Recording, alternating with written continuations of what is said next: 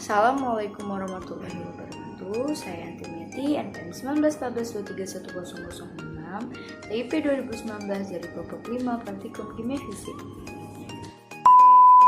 Jadi di sini nanti akan jelasin tentang materi reologi. Apa sih reologi itu?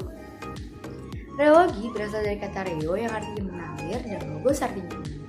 Sehingga jika digabungkan, reologi adalah ilmu yang mempelajari tentang aliran cairan dan deformasi dari padatan. Di dalam reologi terdapat 4 istilah. Yang pertama, sharing rate atau rate of share, contohnya kecepatan saat mengocok botol. Yang kedua, sharing stress, contohnya kekuatan mengocok botol atau memencet botol.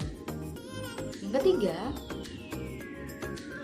geser kental, di mana semakin tinggi viskositas maka tekanan geser semakin tinggi. Yang keempat, geser encer, di mana semakin tinggi viskositas maka tekanan geser semakin menurun.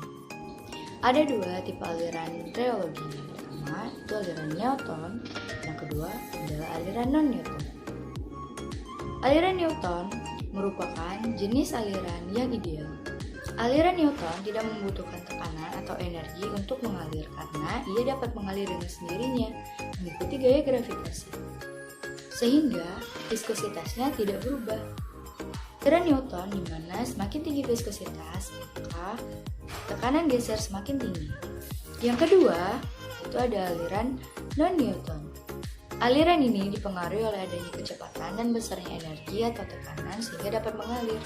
Jika tidak memiliki tekanan atau energi maka sediaan ini tidak dapat mengalir. Oleh karena adanya tekanan atau energi sehingga viskositasnya dapat berubah. Aliran non-Newton ada 3. Yang pertama, plastis.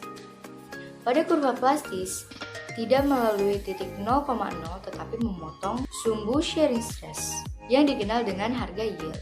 Yang kedua, pseudoplastis. Pseudoplastis atau disebut juga dengan sistem geser encer, kurvanya tidak linear dan tidak memiliki harga yield. Pseudoplastis ini terjadi di mana semakin tinggi viskositas maka rate of share-nya semakin menurun. Yang ketiga, dilatan atau disebut juga dengan sistem geser kental, di mana semakin tinggi viskositas maka semakin tinggi pula rate of share-nya. Nah, salah satu produk yang dipilih oleh kelompok 5 yaitu coklat cair. Untuk lebih jelas dalam penjelasan coklat cair ini masuk ke dalam tipe apa dan yang mana, apakah pseudoplastis atau plastis atau dilatan, saya akan menghubungkannya dengan jurnal ini. Berdasarkan jurnal ini, parameter utama yang digunakan yaitu margarin. Parameter kedua menggunakan penambahan lecitin. Parameter ketiga yaitu suhu. Nah, dari penjelasan jurnal tersebut dapat diambil kesimpulan bahwa penambahan lecitin tentu berpengaruh terhadap reologi coklat.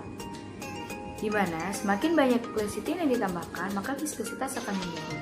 Otomatis kecepatan spindle atau kecepatan tekanan akan tinggi. Selain penambahan lecitin, suhu juga berpengaruh terhadap reologi coklat. Semakin tinggi suhu, maka viskositas akan menurun.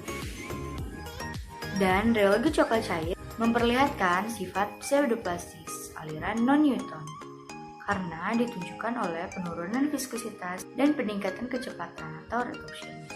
Untuk memperjelas si jurnal tersebut, maka saya akan mempraktikkan tentang reologi coklat cair ini.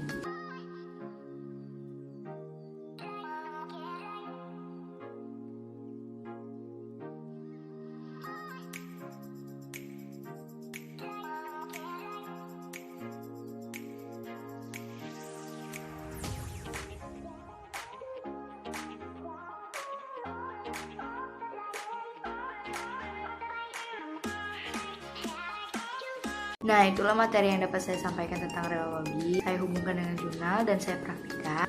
Semoga bermanfaat. Saya akhiri, wabillahi taufiq walhidayah. Wassalamualaikum warahmatullahi wabarakatuh.